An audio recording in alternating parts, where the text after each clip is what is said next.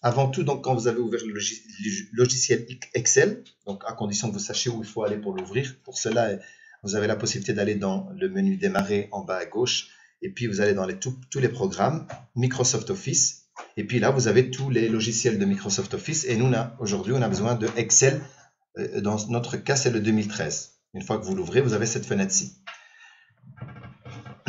En l'ouvrant, vous avez la possibilité, donc, la première partie d'abord ici dans Fichier, tout ce qu'il nous donne comme possibilité. D'abord les fichiers récents. Ensuite, vous avez par exemple nouveau pour un nouveau document, si vous voulez faire un nouveau, ce qui a été le cas pour nous la première fois, mais il est déjà ouvert. L'enregistrement, enregistrement sous, on verra tout à l'heure. Donc moi, ce qui m'intéresse, c'est le nouveau. Et donc dans le nouveau, c'est ça que je reçois. Je reçois une fenêtre qui me propose, soit j'ai un document vide, un peu comme les autres logiciels de Microsoft, hein, ou alors j'ai des démos, ou alors j'ai des modèles. Nous, dans ce cas-ci, on ne va pas travailler avec des modèles, mais on va principalement travailler avec un vide dans un premier temps pour voir un peu comment fonctionne le logiciel en soi. Donc, si je clique dans Nouveau, je me retrouve avec un nouveau qui s'ouvre. Donc, moi, je reprends l'ancien. Voilà, celui-ci. J'ai cette barre de menu. Si jamais elle n'est pas visible chez vous, la première chose qu'il faut savoir, c'est qu'ici, en haut à droite, vous avez une petite flèche pointée vers le haut. Quand vous cliquez dessus, il vous montre les différentes manières d'afficher le menu. Donc, soit je fais afficher uniquement les onglets, et là j'ai accueil, insertion. Quand je clique dessus, il m'ouvre seulement la fenêtre qui me donne tous les paramètres pour chaque menu. Ou alors, si je veux avoir un aperçu plus large, je peux appuyer sur masquer automatiquement le ruban. Donc là, il est masqué. Ça permet justement d'avoir plus d'espace si jamais l'écran que vous avez du PC est trop petit. Donc, dans notre cas, comme je vais tout montrer, je vais montrer un peu les options. On va aller sur afficher les onglets et commandes. Quand je vais ici à l'intérieur, je vais commencer par accueil, puisqu'on a déjà vu fichier. Dans l'accueil, ça ressemble comme dans Word, mais il y a forcément des choses qui ne sont pas reprises dans le Word, mais qui sont reprises dans Excel, puisque Excel, lui, c'est un logiciel de tableur pour pouvoir créer des formules. Donc, forcément, il y a des choses qui sont reprises ici, qui ne sont pas reprises dans les autres logiciels de Microsoft Office. On a toujours les options au copier-coller. Ça ressemble à Word, ça c'est bon. Le texte quand on veut écrire. On a les polices d'écriture. Les centrés. Là, vous avez remarqué que j'ai un centrage dans Word. On n'a que ceci normalement. Aligné à gauche, aligné au centre ou bien à la droite. Donc, je vais prendre ici une cellule que je vais élargir dans un premier temps rien que pour vous donner un aperçu. Si je marque ici test, eh bien, je sélectionne celle-ci et là, elle est alignée en bas. Si je veux qu'elle soit centrée, elle est centrée par rapport à la verticale. Mais si je veux qu'elle soit centrée par rapport à l'horizontale et la verticale, je dois cliquer également ici. Donc dans la même cellule, ça permet d'agrandir l'entièreté. Donc là, je peux aussi agrandir la police d'écriture, mettre en gras, etc. Donc ça, c'est simplement l'outil qui va me permettre de le centrer et de le cadrer. Ensuite, on a aussi la possibilité de pouvoir incliner le texte, la rotation. Vous voyez la rotation comme ça.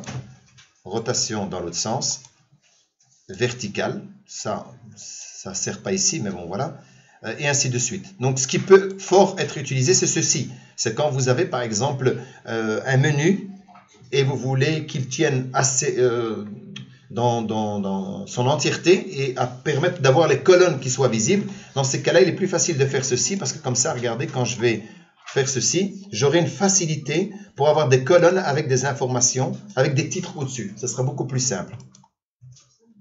Ça va? Donc, rien que cette première partie vous permet déjà de manipuler. Alors, je vais, avant de continuer ici, puisque vous avez remarqué que j'avais agrandi ma cellule, eh bien, pour agrandir la cellule, vous avez plusieurs possibilités. Donc, ça s'appelle des lignes. Donc, si je clique comme ça et je descends, ça s'appelle des lignes, puisque j'ai une flèche pointée, une noire pointée vers la droite, c'est une ligne celle-là.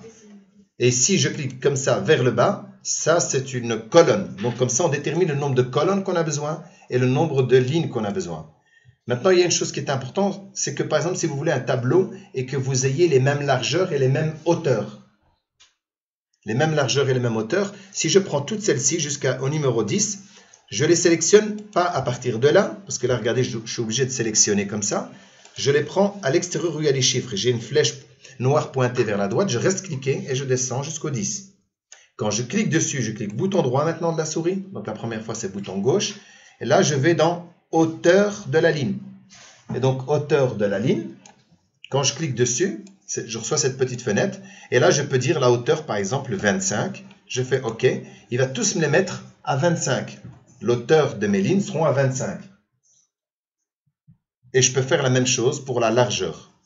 Donc, je sélectionne jusque le E, bouton droit, largeur. Et là, je mets, par exemple, aussi, je mets 30. Je fais OK. Donc là, j'ai 30. Je vais un petit peu élargir cette cellule-là pour voir le test. Et tout à l'heure, j'ai peut-être été un peu vite, mais pour dupliquer le test qui est marqué là, il suffit que je viens me placer en bas à droite ici de cette cellule. J'ai ma croix qui est blanche et là, elle devient noire. Je reste cliqué et je me déplace sur le nombre de cellules où je veux que le mot se répète. Et je lâche. Et donc, automatiquement, il se répète. D'accord ? Si j'ai envie maintenant de tirer tous les tests qu'il y a là, je vais les tirer vers le bas. Et je voudrais qu'il aille directement en copie sur la ligne du bas. Je viens me placer juste ici. J'ai toujours ma croix noire. Je reste cliqué, je descends. Autant de fois je descends, autant de fois il va le répéter. Voilà. Le seul truc qu'il y a, c'est qu'il n'a pas répété la hauteur. La mise en forme de la hauteur. Ici, on a recopié la cellule, ou bien ne recopier que la mise en forme, ou bien recopier les valeurs sans la mise en forme.